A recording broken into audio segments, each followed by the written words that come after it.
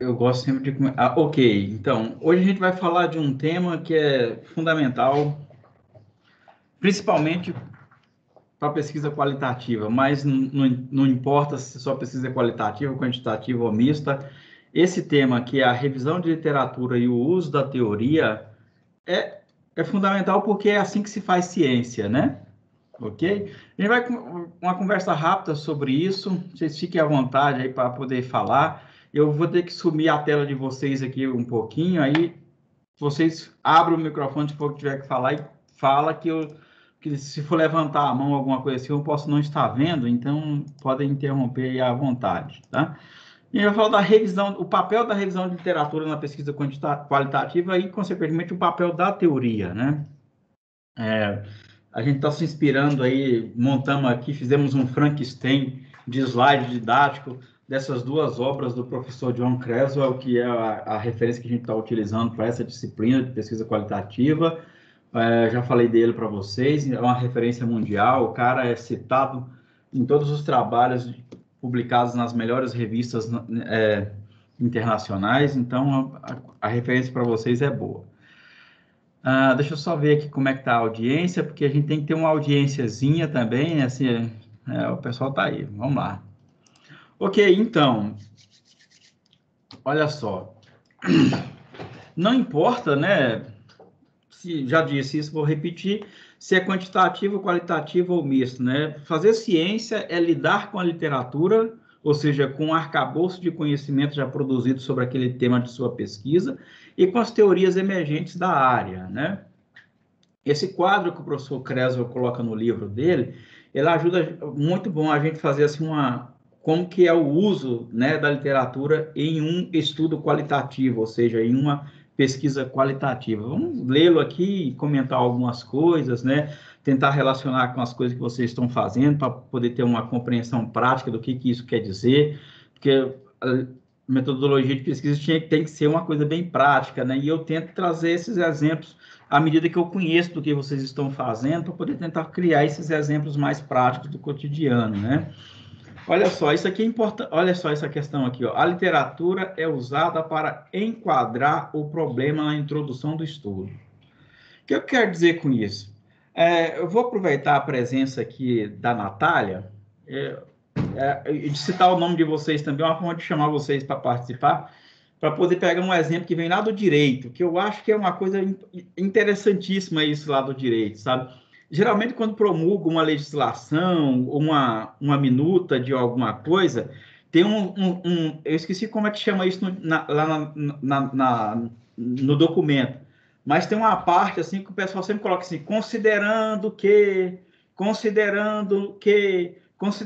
não sei o que, considerando mais não sei o que, aí eles dão o veredito lá, ou seja, a promulgação da legislação, né? Isso aqui, quando está falando que a literatura é usada para enquadrar o problema no estudo, na introdução do estudo, é justamente isso, é os considerandos, né? É os considerandos, ou seja, é o levantamento das pesquisas anteriores, né? Considerando as outras pesquisas anteriores, quando você faz uma síntese delas, você enuncia, então, o que você está se propondo fazer. É basicamente isso. Eu não sei se criei um modelo, uma imagem didática que possa ser convincente ou compreensível, mas é basicamente isso. Quando se fala de usar a literatura para enquadrar o problema na introdução lá do seu trabalho, é isso, é colocar os considerandos, né? E a partir desses considerandos que está aqui, são que os resultados, as conclusões das pesquisas anteriores, você enuncia o seu problema de pesquisa. E isso é uma coisa que você faz aonde? Lá na introdução do seu trabalho. Né? Aonde é que eu coloco isso num trabalho de pesquisa, num artigo, numa tese, numa dissertação? Desculpa. Isso é papel da introdução, isso é coisa que você faz na introdução, né? Geralmente, a literatura é apresentada em uma seção separada, né? Como chamada geralmente lá, você pode criar um capítulo chamado Revisão da Literatura, tá? Depois a gente vai ter que fazer uma explicaçãozinha aqui, a diferença que existe entre revisão de literatura e referencial teórico. Mas vamos lá, o quadro aqui tem que ser lido assim, linha por coluna, né? Então, olha, quais são os critérios para você poder fazer esse uso, esse enquadramento do seu problema, né? Tem que ter estudos na literatura, tem que ter estudos disponíveis na literatura sobre aquilo que você está estudando, né? Aí eu queria só fazer já um suspender aqui, fazer um adendo, se vocês puderem responder, escrever no chat, eu abrir o microfone. Como é que está o levantamento de literatura das pesquisas que vocês estão fazendo? Está tudo, todo mundo afinadinho aí para poder entrar lá no portal de periódico da CAPES e fazer lá as palavras, a busca por palavras-chave e levantar a literatura de periódicos revisado por pares para poder ler e colocar nos trabalhos? Está tudo chique isso aí? Como é que está essa situação? Alguém está precisando de suporte sobre isso? Já tem alguém ajudando? Se não tem, o tio está aqui para isso. Ó, portal periódico CAPES. Até uma sugestão que a gente dá, evite ir direto nas revistas, porque você vai ter muito trabalho aí em revista por revista. Por isso que existe o portal de periódico CAPES, que congrega todas as revistas de alta qualidade no mundo, não só no Brasil, né? Então, por exemplo, não precisa nem ir direto no ICL, porque as coisas que estão no ICL estão indexadas no portal de periódico CAPES também, então você pode ir direto pelo portal de periódico CAPES, né? E fazer lá a busca por palavras-chave. Eu não sei se a UENG já liberou isso para os alunos, mas os professores têm esse acesso, que é o acesso do perfil CAF, a Comunidade Acadêmica Federada, que é um perfil que você pode acessar, fazer uma busca mais profunda no portal de periódico da CAPES. Tá? E lá você encontra, por exemplo, artigos publicados em revistas internacionais que, se você não tivesse acesso pelo portal periódico do CAPES, você teria que pagar aí alguns dólares por esses artigos. Mas pelo portal periódico CAPES, você acessa esses artigos de forma grátis, né? Ok? A Cristal disse que talvez possa precisar, assim, de um suporte disso. Estamos aí para isso, viu? A gente depois pode até tirar um dia, uma aula, uma coisa assim, para poder fazer um complemento sobre isso. Se vocês acharem que é necessário, vocês se articulam e depois a gente pode escolher um dia, talvez na próxima quinta-feira a gente faz um negócio mais prolongado, alguma coisa assim, né? Então, ó, geralmente a literatura é usada em todos os estudos qualitativos, independentemente do tipo de pesquisa qualitativa. A gente já falou que a gente vai trabalhar aqui 5 tipos, né? Teoria fundamentada, pesquisa narrativa, estudo de caso, fenomenologia e etnografia. A partir das próximas aulas, a gente vai começar a aprofundar nesses 5 tipos, né? Ver o que se faz em cada um, como que se faz cada um, o que se exige para fazer cada um desses tipos, né? Então, basicamente, olha, aqui é a segunda parte, né? A literatura é apresentada em uma seção separada, né? Do trabalho, né? Geralmente você pode ter um trabalho assim, né? Tem lá, ó, tem uma estrutura formal muito valorizada na literatura internacional, nas publicações internacionais, de estruturação de um texto científico, que é a estrutura que a gente chama de IMRD. Introdução, metodologia, resultado, discussão. Geralmente, aqui dentro, entre a introdução e a metodologia, você coloca lá a revisão de literatura. Gente, vocês me desculpem, mas tá feia a coisa aqui para escrever nesse PowerPoint, viu? Revisão de literatura. Nossa Senhora, que coisa. Eu fico até constrangido quando isso acontece. Eu perco o rebolado, como se diz, mas é isso, né? Você pode fazer isso numa sessão separado, né, do seu trabalho, né? A revisão de literatura. Ok. Olha só, a maioria das vezes, né, quais são os critérios para poder fazer isso, né? Na maioria das vezes é aceito por um público mais familiarizado com a abordagem pós-positivista tradicional das revisões de literatura. O que quer dizer que o professor Creso está querendo dizer com isso aqui? Você vai ter áreas, por exemplo, que o pessoal não vai aceitar, não concorda que você escreva o seu trabalho com um capítulo em separado sobre revisão de literatura, né? Mas está sendo uma tendência, já está muita gente, assim, gente no sentido assim, muitos periódicos acadêmicos, muitos programas de pós-graduação já estão começando a estruturar a apresentação dos trabalhos nesse sentido. Sempre existiu, mas está se ampliando esse formato. Eu, particularmente, e a literatura me permite dizer isso para vocês, prefiro assim, porque você consegue visualizar melhor o processo do trabalho, né?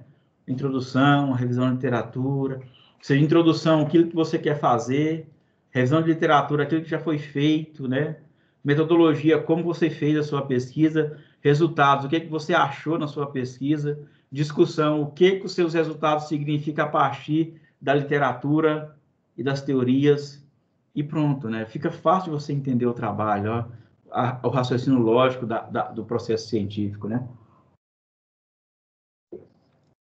Mas isso ainda gera muita discussão, muita polêmica e até inimizades já. No meu caso, já gerei algumas por defender esse tipo de coisa, mas não estamos aqui para falar disso.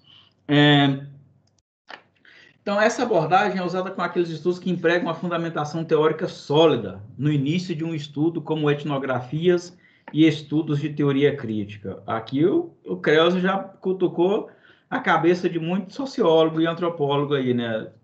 Olha só, esse tipo de organização de um texto é característico de estudos etnográficos e teoria crítica, desde que sejam estudos que tragam fundamentação sólida da sua teoria, né? Tá, não sou eu que estou dizendo, né? Mas o que o professor Creso está querendo dizer aqui é o seguinte, olha, se um dos critérios de qualidade, vamos assim dizer, da pesquisa é ele apresentar nesse formato, né? Ser apresentado nesse formato. Não sou eu que estou dizendo isso, né? Uma outra questão, um outro uso da literatura, né? A literatura é apresentada no fim do estudo, né? Torna-se uma base para comparar e para constatar os resultados do estudo qualitativo. É isso que eu estou falando, né? Você compara os seus resultados com os resultados da teoria que você leu e tenta entender os resultados da sua pesquisa a partir daquelas pesquisas anteriores. Ver como eles se convergem, como eles se divergem, né? E por que convergem, por que divergem, né? Isso chama-se discutir os seus resultados, né? É dizer o que seus resultados significam, é fazer essa comparação entre aquilo que você achou com o que está na literatura e ver o que é convergente, o que é divergente e o porquê. E o porquê que você vai dizer que é convergente e divergente é a justificativa de você dizer por que os seus resultados são convergentes ou divergentes da literatura está onde? Na metodologia que você aplicou. Aí, quando você for escrever, por exemplo, você vai falar, olha, eu fiz isso, meu resultado é divergente do Beltrano e do fulano, porque a metodologia deles foi essa, a minha foi essa. Então, possa estar aí a justificativa do que o nosso trabalho são resultados diferentes. Lógico, estou dizendo isso de uma forma bem simples, mas na hora de escrever tem que ter lá um rigor, né, na escrita, né? Quais são os critérios, né, para você fazer esse tipo de coisa mais adequada para o processo indutivo na pesquisa qualitativa? O que é isso? Quando você parte de coisas particulares para poder generalizar a sua pesquisa, né? Do particular para o universal. Dá um exemplo bem bobo, tá? Mas parece o pessoal que pesquisa sobre políticos no Facebook, né? Os políticos de Barbacena fazem assim, particular. Vamos ver agora pesquisas que fizeram sobre políticos no mundo inteiro e ver como que está a comparação entre os políticos de Barbacena com as pesquisas de pessoas que fizeram o mesmo tipo de coisa só com políticos em Israel, na Guatemala, no México, no Peru, que acabou de eleger um presidente novo agora, com menos de 1%, parece, de diferença percentual de número de votos, né? Foi eleito um professor. Isso, você faz isso, né? Você faz essa comparação, né? Uma outra coisa também que é interessante, ela serve como né? A literatura não guia nem direciona o estudo, mas se torna útil após a identificação dos padrões ou das categorias, que é isso. Você encontrou um padrão aqui no seu trabalho, vamos ver como que esse padrão tá se repetindo nas outras pesquisas, né? É isso que você faz, serve para isso. Os exemplos de tipos e estratégias adequadas, né? Essa abordagem é usada em todos os tipos de desenhos qualitativos, mas é mais popular na teoria fundamentada, na qual se contrasta e compara uma teoria com outras encontradas na literatura. É por isso que o tio colocou lá no Teams 5 artigos que são modelos digamos assim, modelos de alta qualidade de tipos de pesquisa qualitativa, etnografia, teoria fundamentada, estudo de caso, pesquisa narrativa e a fenomenologia. Tentem ler algum desses artigos e entender e identificando essas coisas que a gente vai falando nas aulas, tá? Se a gente tivesse mais tempo, a gente fazia demonstrações práticas, né? Ia lá, falava, ó, tá vendo como que é isso aqui construído no artigo, ó, como que o autor construiu essa parte que eu falei no trabalho dele. Eu vou tentar fazer isso depois, mas o tempo talvez não permite muito a gente fazer de uma forma mais detalhada, né? Uma outra questão, né? Então, para que serve a revisão de literatura, né? Ou seja, isso é para que serve a revisão de literatura, né? Como você usa. Mas, basicamente, tem 4 jeitos de você fazer revisão de literatura, né? O primeiro jeito é a gente chama de revisão integrativa, tá? Por que ela é chamada de revisão integrativa? Porque ela integra o que outros fizeram e disseram, só isso. Eu costumo dizer, e aí talvez possa ser problemático, mas a revisão integrativa, ela corre o risco de ser também uma famosa fofoca acadêmica, que é aquela revisão em que você só faz uma síntese do que já foi feito e não julga, não analisa, não critica, nada, só faz uma síntese mesmo. A palavra técnica para isso é um inventário, né, do que já foi feito sobre o seu trabalho, né? Eu quero pesquisar política no Facebook, eu vou fazer uma revisão de literatura integrativa, vou fazer um inventário, uma síntese, sem julgar problemas nessa literatura, daquilo que já foi feito. A gente chama isso de revisão integrativa da literatura, né? Tem até gente que publica trabalhos, tem revistas que aceitam trabalhos só sobre isso, só sobre revisões integrativas de literatura, né? E aí vocês vão ver um negócio aqui que eu acho interessante. O porquê que não existe, do ponto de vista conceitual, a famosa pesquisa de revisão bibliográfica. Tá? Tem alguns que aceitam isso, né? Mas é um negócio meio difícil de ser engolido, é a famosa pesquisa de revisão bibliográfica. É um negócio que não existe. Né? Por quê? Porque pesquisa, o único sentido de pesquisa é produzir conhecimento novo. Se você se detém na pesquisa só para poder fazer uma síntese do que já foi produzido, você não está produzindo nada de conhecimento novo. Isso não pode ser considerado pesquisa, então, conceitualmente falando. É nesse aspecto que eu quero dizer. Mas pode se fazer.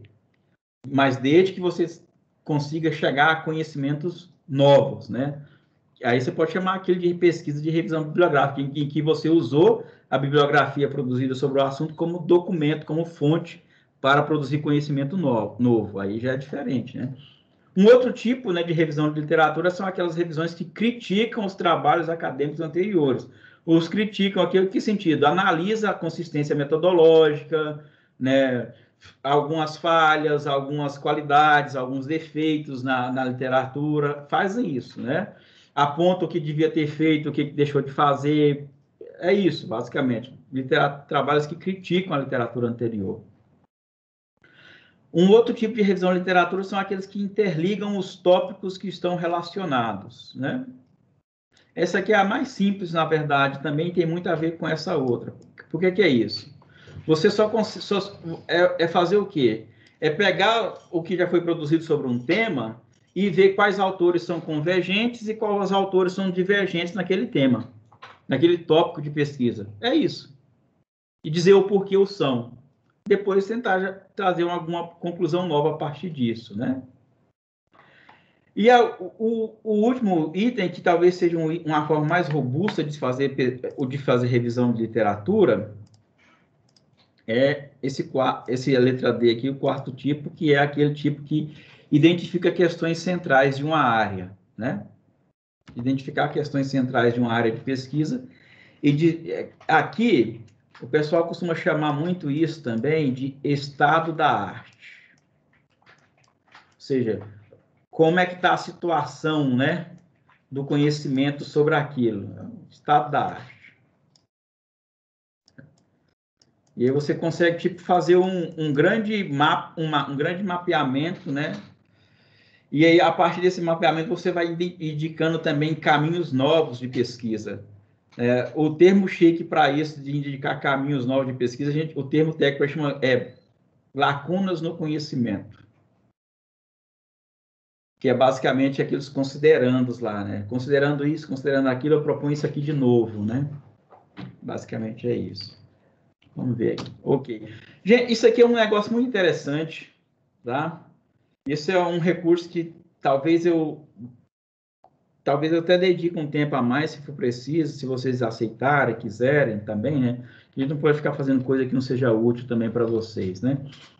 Isso é um mapa da literatura. O que é isso? Gente, se você conseguir fazer um negócio desse com a sua literatura de pesquisa, isso vai te ajudar tanto a escrever um texto bacana, a usar mesmo a literatura na sua pesquisa. O que é isso? Olha só, esse tópicozinho aqui, ó, esse quadradinho aqui, vamos dizer que ele é o tema da sua pesquisa, tá? Aqui é o exemplo que o professor Creso traz, né? Ele colocou aqui justeza procedimental nas organizações. É um trabalho sobre sociologia das organizações, tá? Aí, dentro desse seu tema de pesquisa, tem 3 temas, subtópicos, vamos assim dizer, né? Tem 3 tópicos.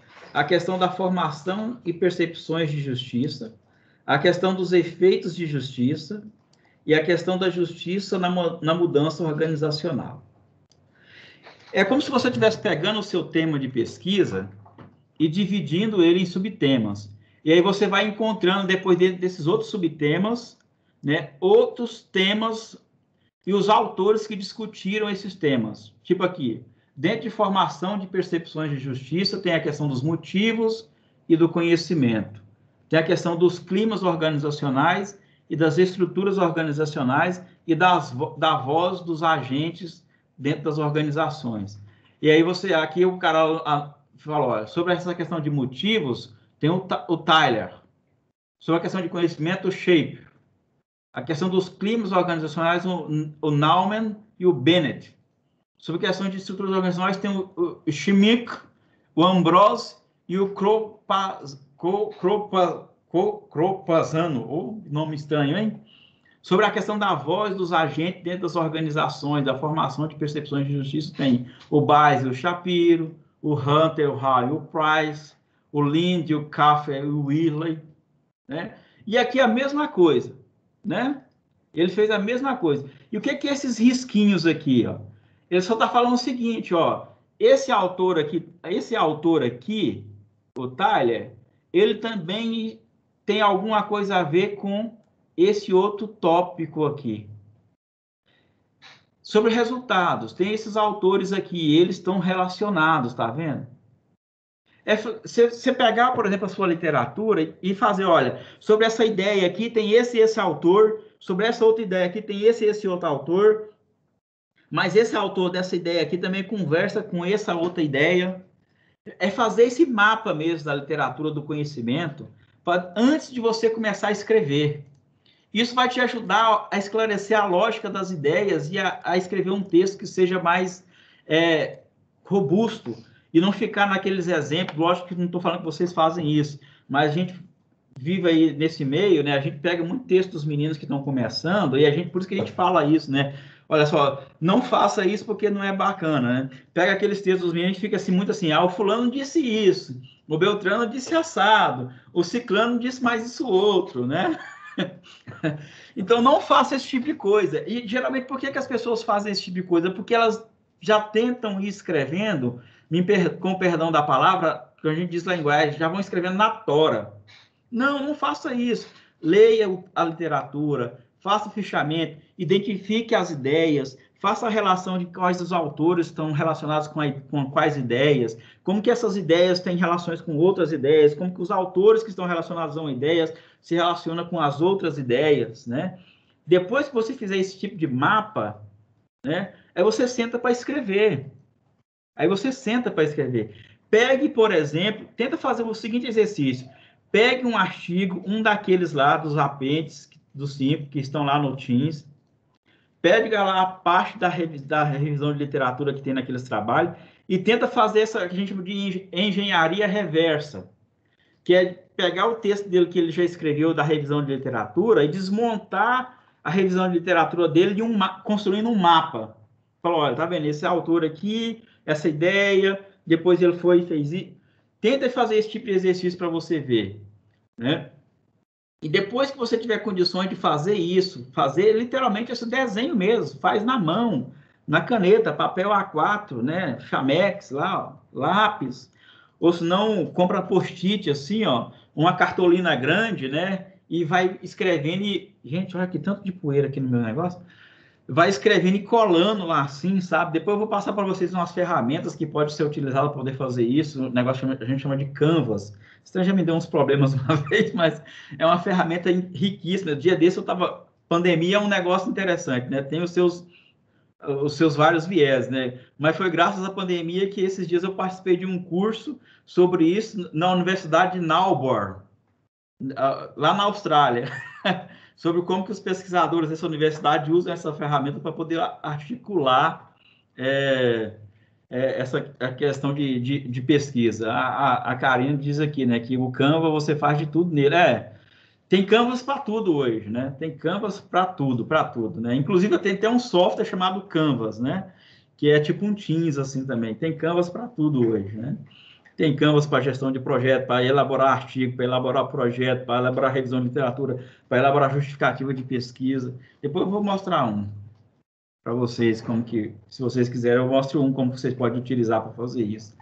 Que a gente chama de, eu gosto de dar o nome chique, eu chamo de congruência metodológica da pesquisa. O que é isso? Como que os seus objetivos estão relacionados com a sua literatura, como que os seus objetivos estão estritamente lógicos e coerentes com a sua metodologia, né? Como que as suas hipóteses de pesquisa, as suas questões de pesquisa estão coerentes uma com a outra, né? Lógico que isso é uma coisa que é estranho, né? Isso, mas tem gente que coloca um objetivo de pesquisa ou uma questão de pesquisa, e o objetivo de pesquisa é uma coisa totalmente diferente daquilo que ele está perguntando, né? Eu costumo dar uns exemplos meio bobo, assim, as pessoas até se aborrecem comigo, mas tem gente que faz a seguinte pergunta de pesquisa, né? Como que eu faço para poder ir para Belo Horizonte? O objetivo dele é assim, ir para o Rio de Janeiro. De tão divergente que é uma coisa da outra, sabe? Por que eu falo essas coisas? Eu falo simples e falo, evitem essas coisas, né? Evitem essas coisas.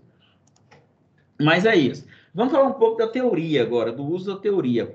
Porque aí você vai entender uma coisa. E uma coisa é a revisão de literatura, que é esse inventário, esse esboção de pesquisas que já foram feitas sobre o seu tema. Outra coisa é a teoria. Lógico, consequentemente, ou necessariamente, a sua teoria pode emergir da literatura que você revisou. Ou não. Falamos na aula passada das estruturas interpretativas, que são o quê? As teorias que você pode lançar a mão, né? As teorias feministas, as teorias as teorias racialistas, né? Tanto é que foi lançado hoje um livro novo sobre a questão jurídica e sobre a questão de como que a legislação, né, no mundo foi construída para poder garantir a questão estrutural do racismo, né? Um pesquisador, o Silvio de Almeida, que traduziu esse cara no Brasil, o livro novinho, o cara nunca tinha sido traduzido no Brasil, foi lançado hoje, teve até a aula inaugural do Silvio de Almeida sobre...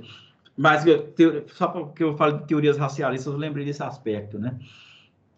Isso é teoria. Ah, não. Olha, vou fazer um trabalho, eu gosto muito de citar esse exemplo, né? Não sei por quê, acho que é porque eu gosto de ler o Bourdieu, né? Eu vou fazer um trabalho sobre políticos. Nossa, eu nem sei se tem a ver, tá? Quem faz isso aí. Mas eu quero fazer a partir da teoria do Estado que o Bourdieu desenvolveu.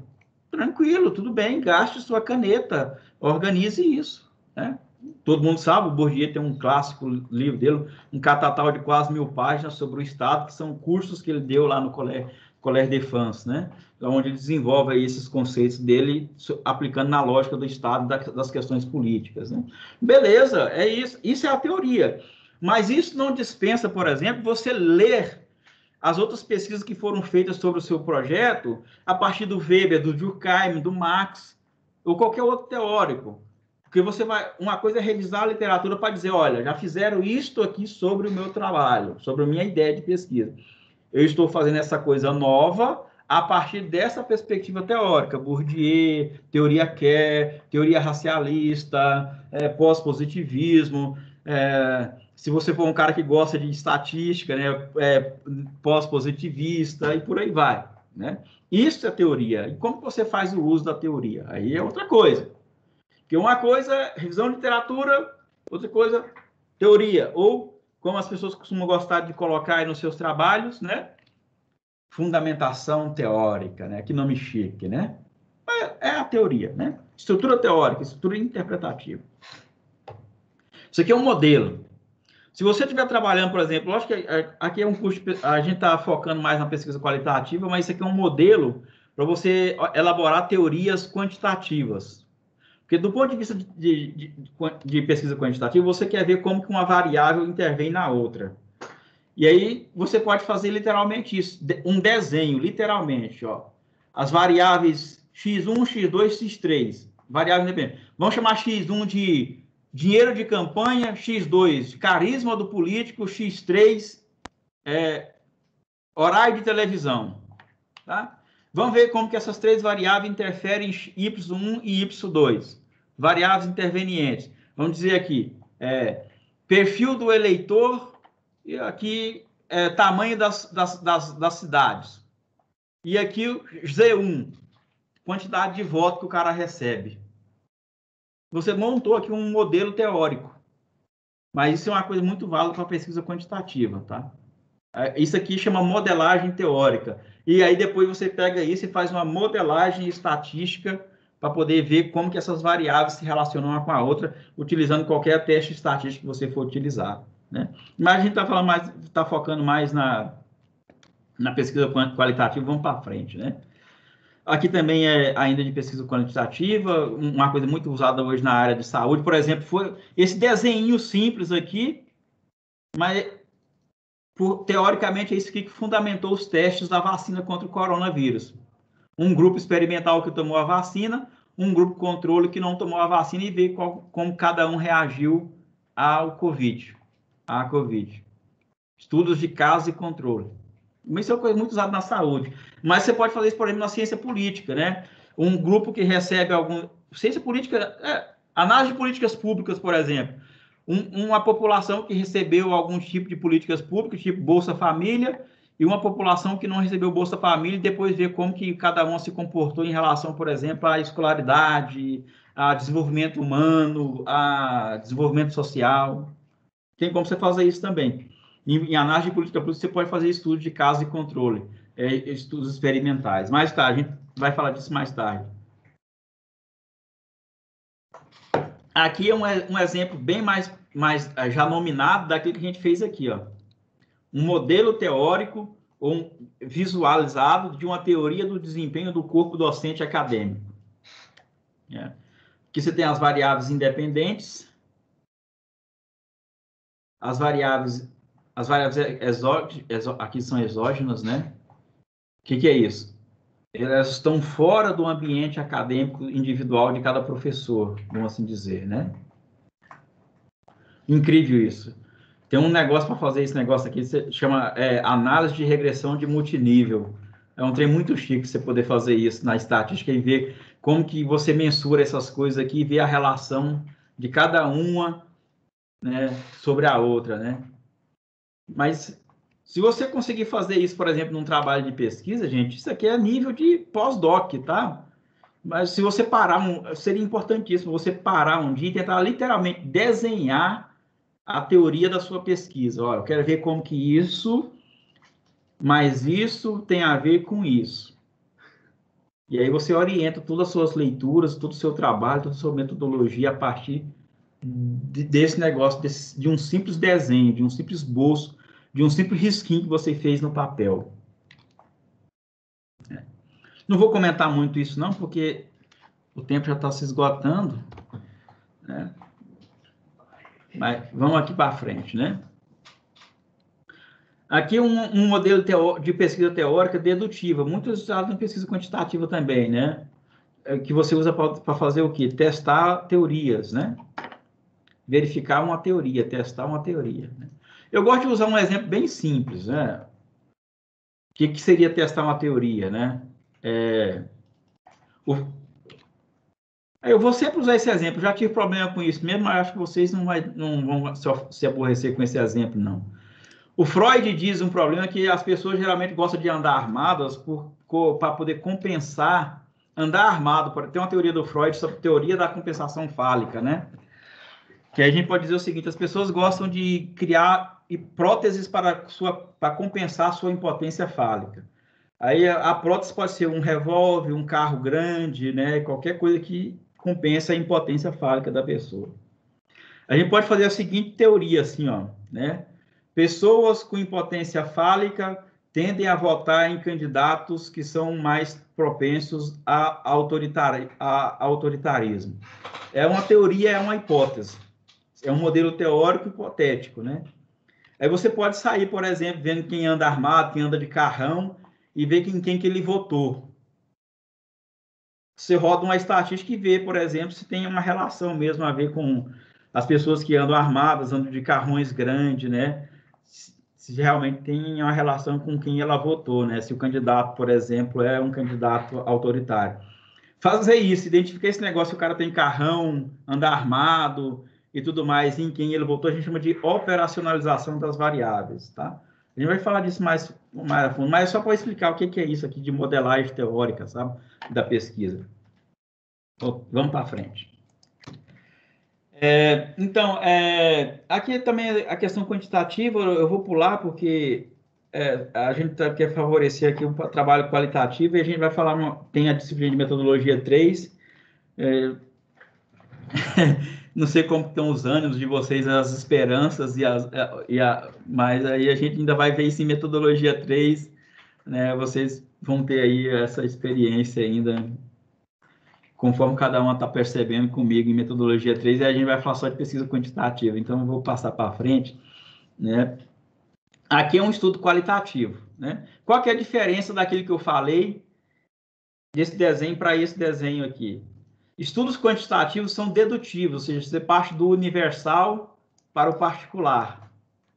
Os estudos qualitativos, geralmente, eles são indutivos, você parte do particular para o universal, ou seja, a relação é de baixo para cima, né?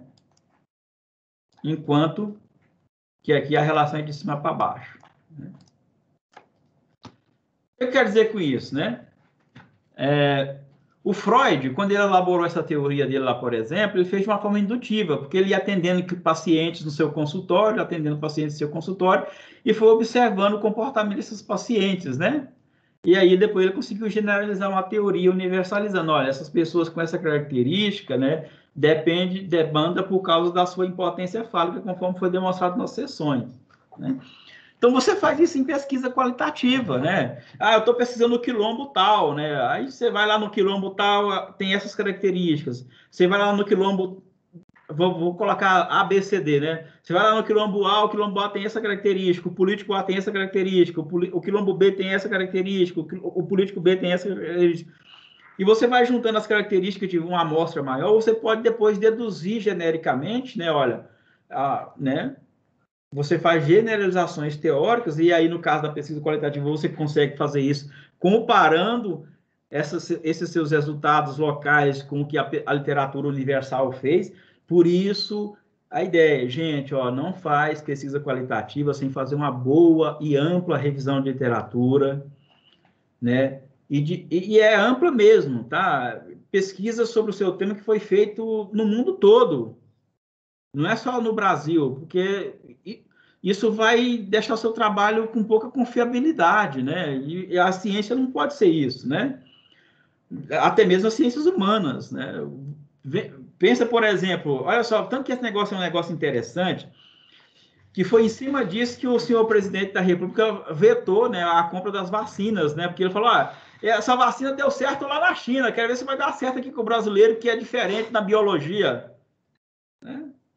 Ele não entende o que é esse processo de generalização de resultado de pesquisa, porque não tem mentalidade científica, né? Apesar que a gente sabe que não é, ali é só maldade mesmo, né? Mas é isso, olha só, né? O pesquisador vai lá e coleta informações, né? Entrevista, observação, né? Texto do Facebook, discursos legislativos, né? Tipo aquele menino lá, o Davi. O Davi é um rapaz da USP que ganhou o prêmio de melhor tese de ciência política, né?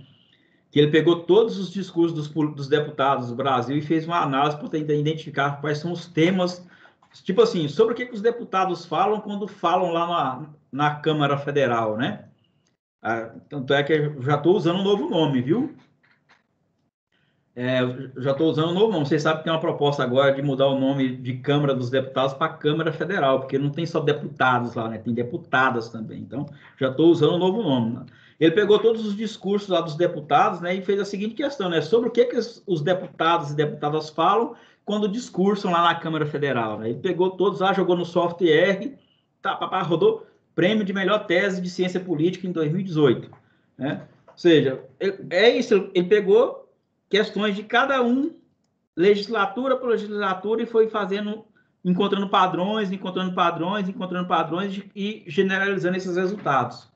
E aí ele chegou, olha, no Brasil, os deputados, quando abrem a boca para falar, falam disso, disso, disso e disso.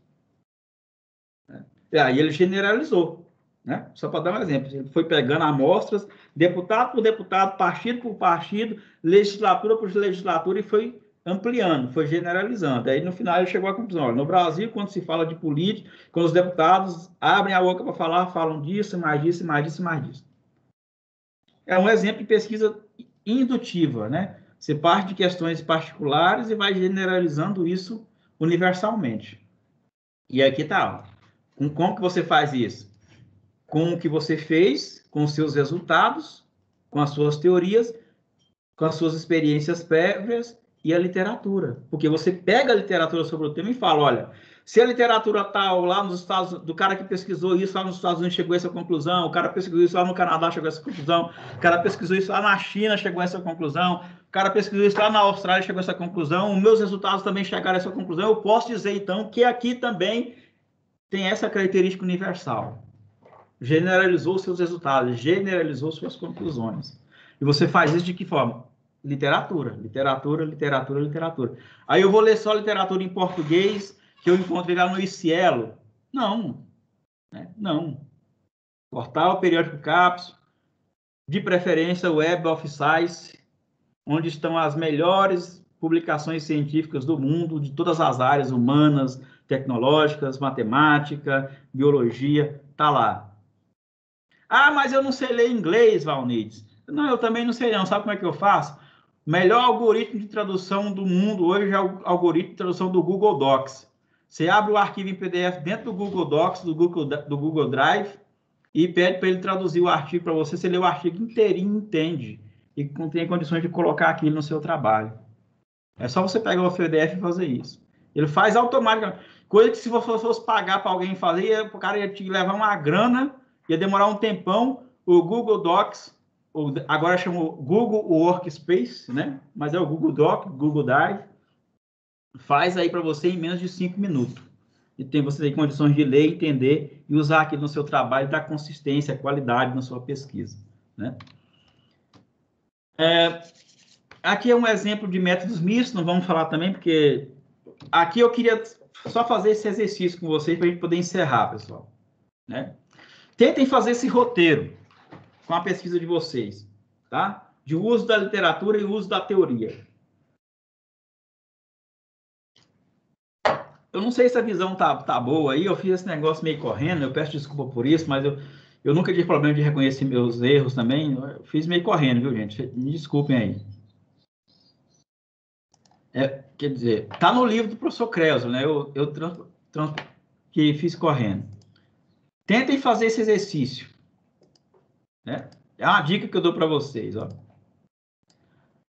Um texto desse jeito.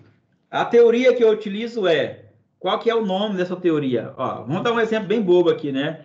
A teoria que eu utilizo é a do capital cultural.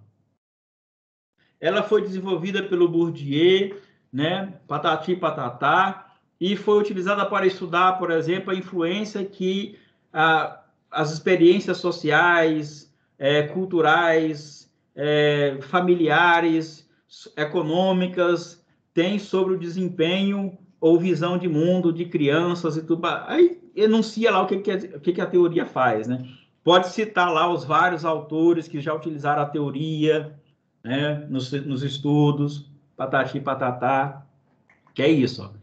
Ela identifica os tópicos em que se encontra aplicada a teoria, né? o fulano de tal usou essa teoria do capital cultural para entender a relação de estudantes, o desempenho de estudantes brasileiros na prova de avaliação da educação básica. O Beltrano utilizou essa mesma teoria para verificar o comportamento do eleitor no Brasil. Se por exemplo, que o capital cultural tem uma relação com a intenção de voto dos autores, né? É isso, é fazer isso, né? Essa teoria indica que, né? Aí as proposições ou hipóteses da teoria, quer dizer, que o nível de capital cultural está relacionado com as atitudes, os comportamentos das pessoas. É isso. E o que a teoria fala, né? Porque, lógico, eu fico até com vergonha de dizer isso, né? Mas teoria é explicação de alguma coisa. A teoria mais simples do mundo, né? Toda coisa jogada para cima cai, menos na Lua. É uma teoria. Agora, como que você explica um fenômeno social? É uma teoria. O Marx tem, o Bourdieu tem.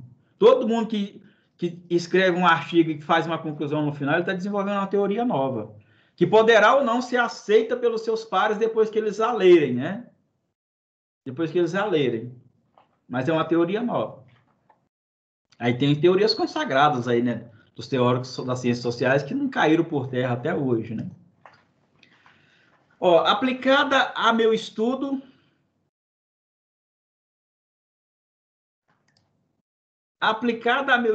essa teoria permite que eu espere que minhas variáveis independentes, aí aqui está um exemplo de pesquisa quantitativa, mas você pode tirar esse linguagem da pesquisa quantitativa e colocar pesquisa qualitativa. Espere que minhas variáveis, né?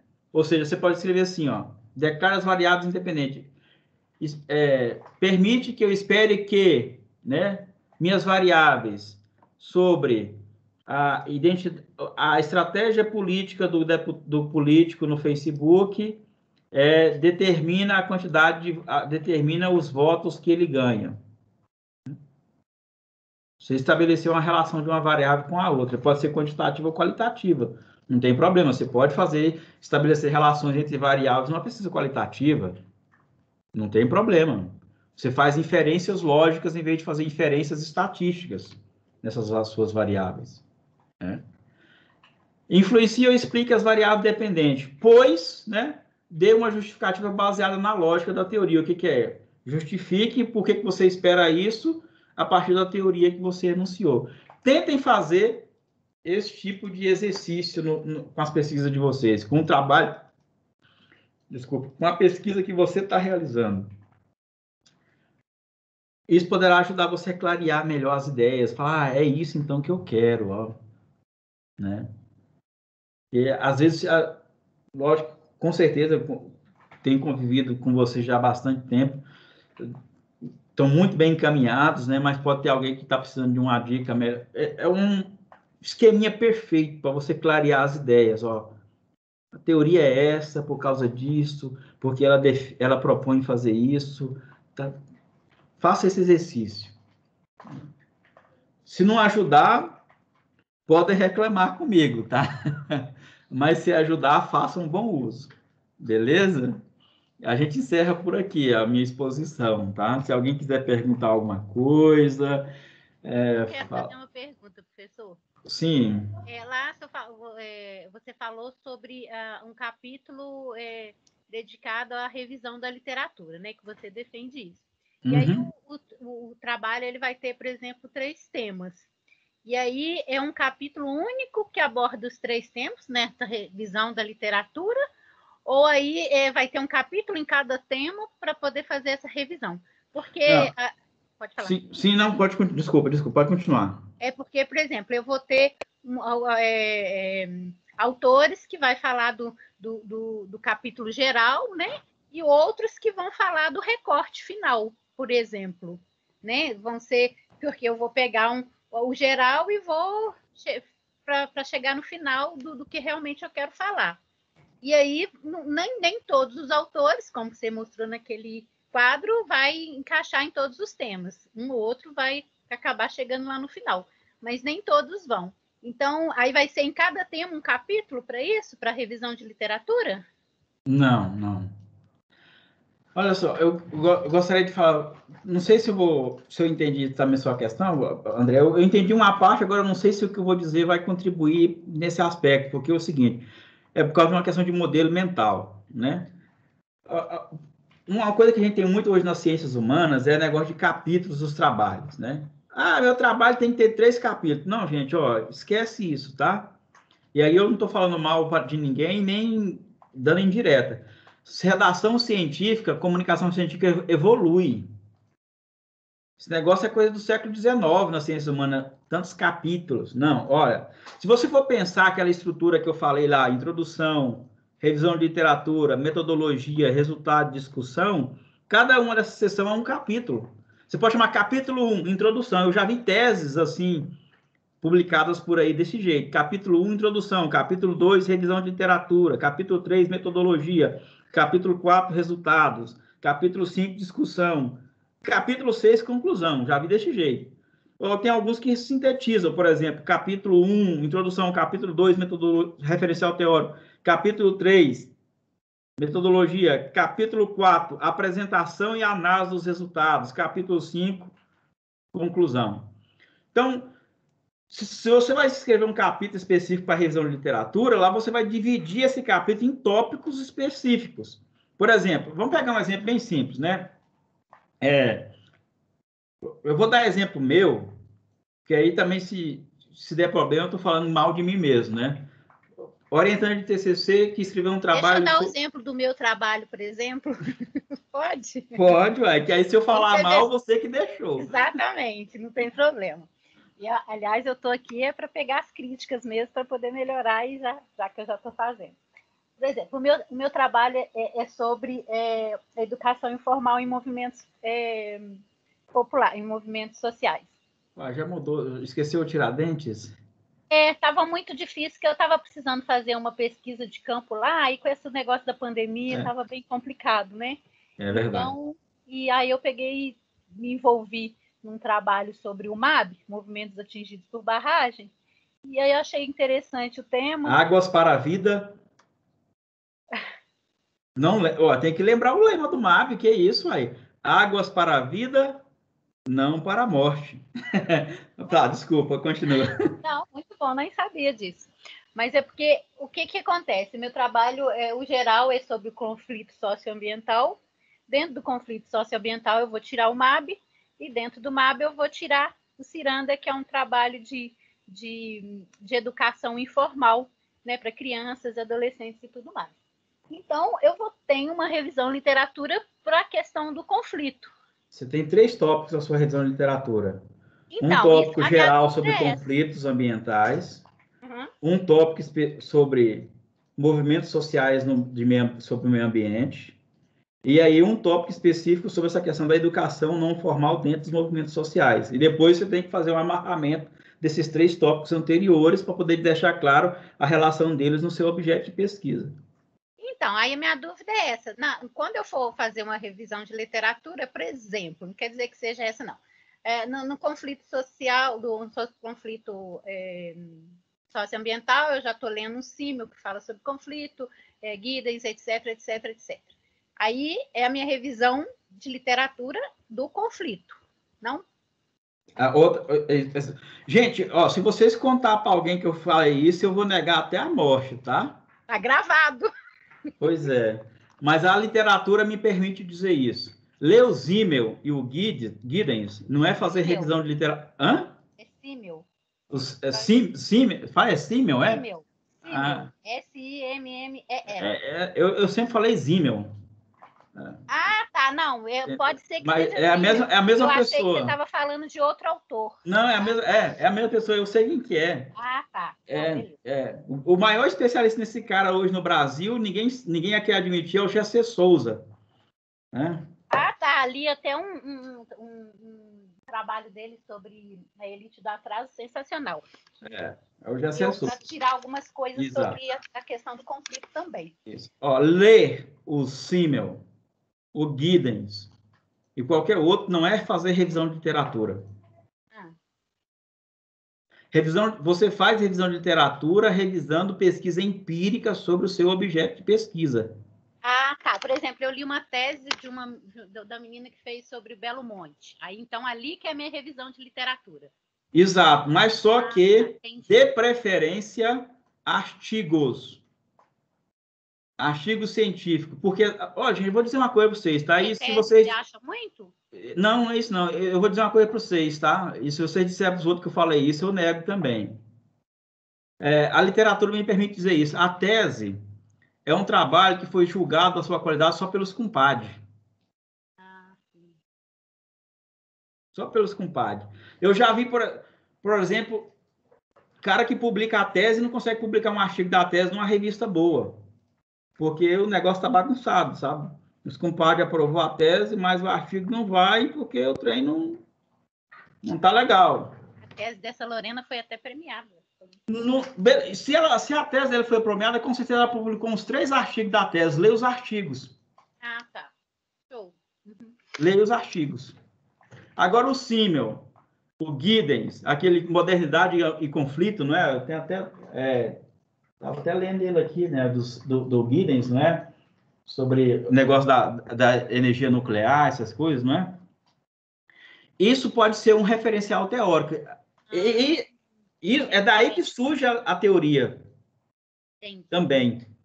Ó, eu vou fazer sobre conflito ambiental, mas a minha perspectiva é uma perspectiva gidensiana, vamos assim dizer. Entendi. Ou você pode pegar qualquer outro teórico dessa macro corrente da teoria crítica, da questão ambientalista e aplicar. É aí que está a diferença da teoria para a revisão de literatura. Lógico que, ao revisar a literatura, você vai inspirar, vai ter modelos, vai ter acesso a teorias. Entendeu? Mas uma coisa...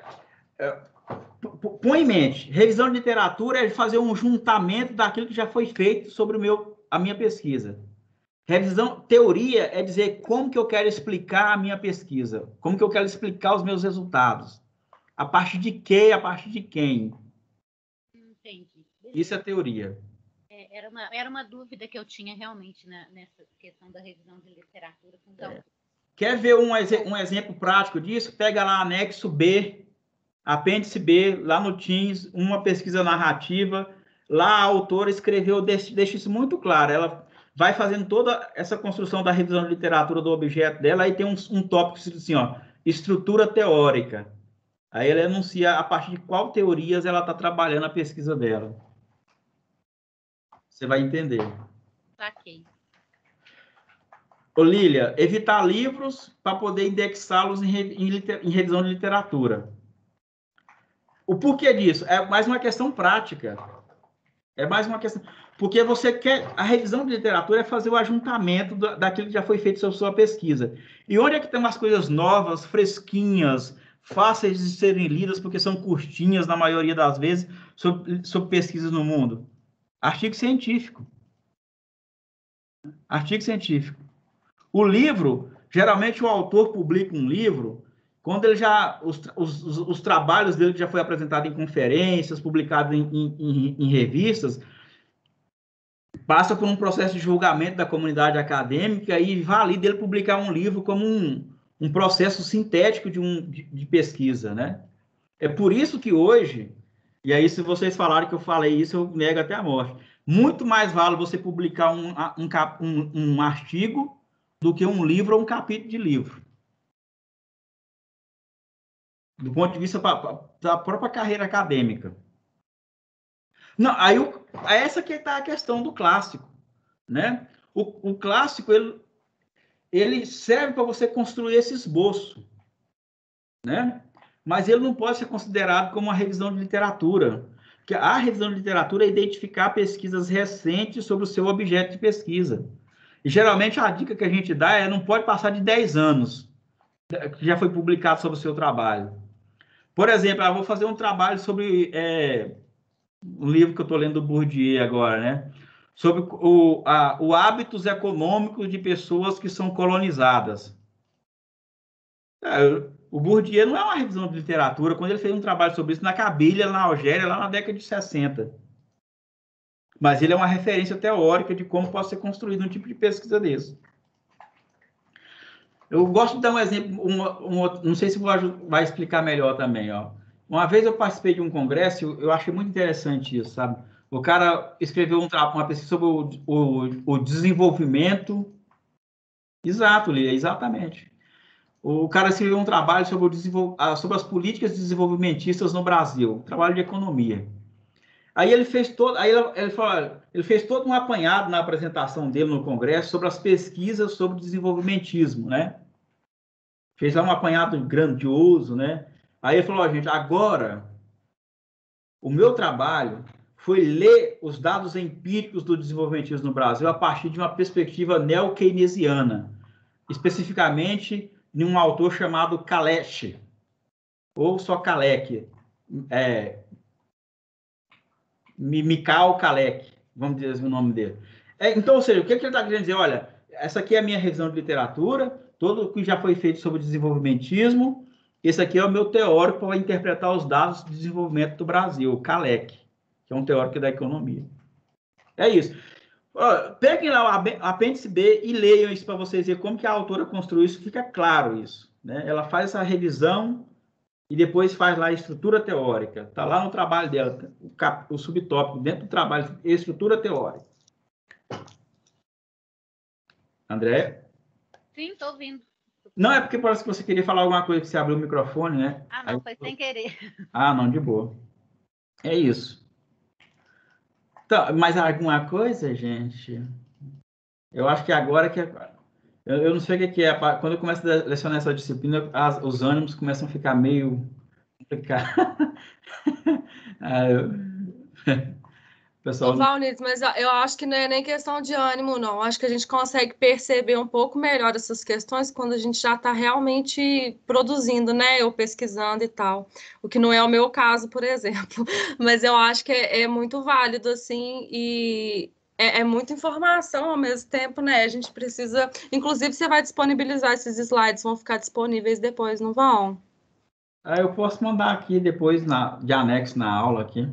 Posso mandar. Tá, seria bom para a gente revisar depois. Eu mando aqui. Gera um PDF dele, fica até mais fácil de usar no PDF.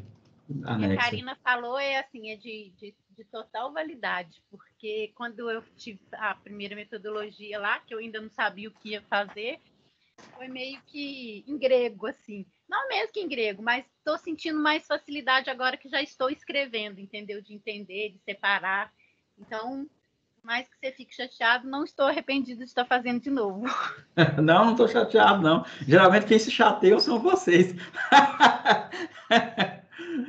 Olha, gente, uma dica que eu posso dar, pessoal, e a literatura me permite dar essa dica para vocês. Gente, não queiram escrever antes de terminar a pesquisa.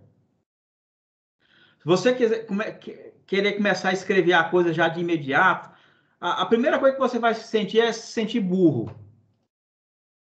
Por quê? Porque você não alimentou a sua cabeça de informações, você não tem ideias para escrever, e você vai sentar para escrever e as coisas não fluem, mas eu sou um burro mesmo, estou ficando doida, maluca, ladeira abaixo. Não é, gente.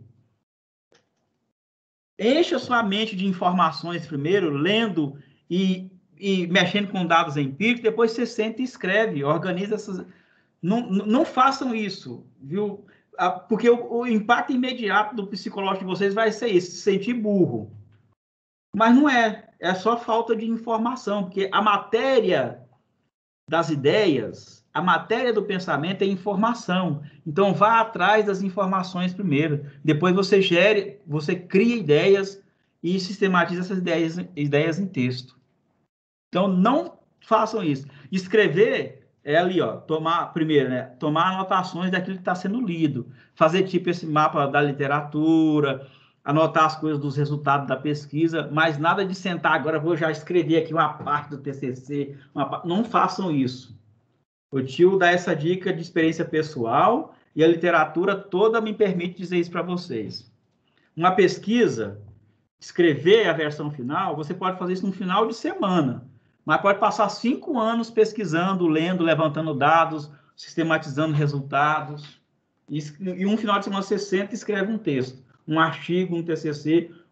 Eu tive uma professora que escreveu uma dissertação em um final de semana, mas ela passou, né, os 2 anos do mestrado fazendo isso. num final de semana ela sentou e organizou o texto todo, né? Mas não foi, lógico que não foi uma dissertação também lá de 200 páginas, né? Mas fez isso. Fica essa dica também, tá? Ok? Compra, por exemplo, uma cartolinona grande, né? Vai anotando as coisas, colocando de post-it, fala, ó, depois isso aqui... Literalmente, você pode pegar os post-its depois e falar, ó, isso aqui tem a ver com isso, mais isso, mais isso, mais isso.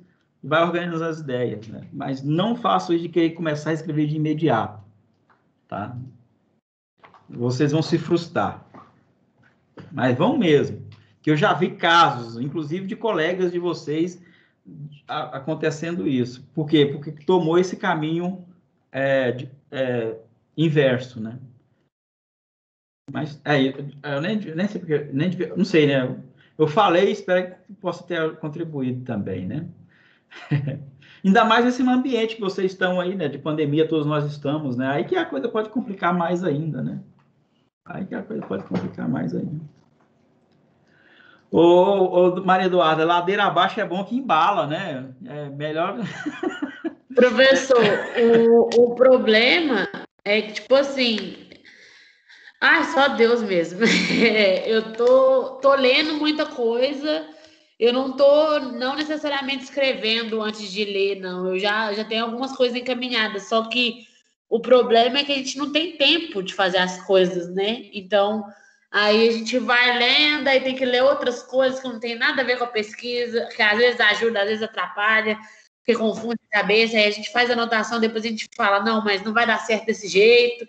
Aí por isso que eu fico pensando, será que eu tenho capacidade, meu Deus? Porque falta de estudo não é, mas tem hora que parece que não vai. Ô, Maria Eduardo, uma coisa que eu posso falar para você, enquanto professor de metodologia, é que o processo criativo é esse mesmo. Vou dar um exemplo bem simples, né? A Karine é a moça que compõe música, né? Ela já fez uma versão de uma música numa sentada, eu acho que é muito... Acho que só o Chico Buarque fez isso uma vez, né? E o Almir Sater, né? Mas é o processo criativo, né? Você rasga a partitura. Mas aí vai muito da prática, viu? Você tocou num assunto fundamental. Não, é para quem tem facilidade de ler e tem, assim, uma boa interpretação, porque muitos dos textos, às vezes a gente lê, a gente interpreta da nossa forma e quando a gente vai discutir, principalmente em aula, a gente fala, poxa, mas não era nada disso do que eu tinha pensado, mas ok. Então, eu acho que muito vem dessa dificuldade. Agora, quando você tem a prática mesmo da leitura, igual a Duda falou, para isso você tem que ter tempo também. E tudo aí vai de uma vezada só. É igual eu com a música e projeto. Se eu for escrever, eu escrevo rapidinho, mas é realmente complicado, né? É complexo demais. Nossa Senhora. Não, mas você tocou numa parte, a prática. Gente, a gente vai adquirir isso no dia a dia, com a idade. Olha só, eu fico vendo vocês de vez em quando vocês fazem a apresentação, eu fico, pô, mas eu falo meninada, tá? Desculpa, mas eu tenho 22 anos. Gente, vocês estão... Quando você chegar nos 60, aí vai estar mais ou menos, viu? Aí vai estar mais ou menos. Não se preocupe, não. O tempo é uma coisa que só o tempo vai dar para a gente também. E ele só não vai dar se a gente fizer que nem o Raul Seixas, né? Parar na pista, né? Aí o trem vem e... Né? A gente não pode parar na pista, né? Mas o resto é com o tempo. É com o tempo. Né? Professor, outra coisa que eu não sei se ajuda muito, mas que eu tenho tentado fazer, assim, eu estou tentando entrar no máximo de coisas que tenham a ver com a minha pesquisa para eu não desfocar tanto do que eu preciso estudar, né? Por exemplo, porque eu tenho que ler coisas nessa linha de raciocínio, né?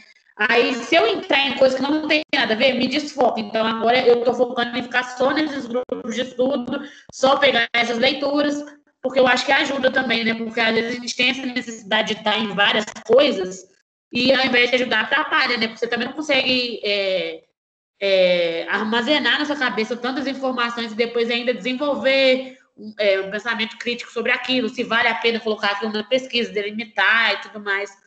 Isso talvez ajude também, não sei, né? Eu tô fazendo isso, não sei se eu tô certa, não. Não, olha só, a gente pode estar errado, viu? Mas a gente pensa igual.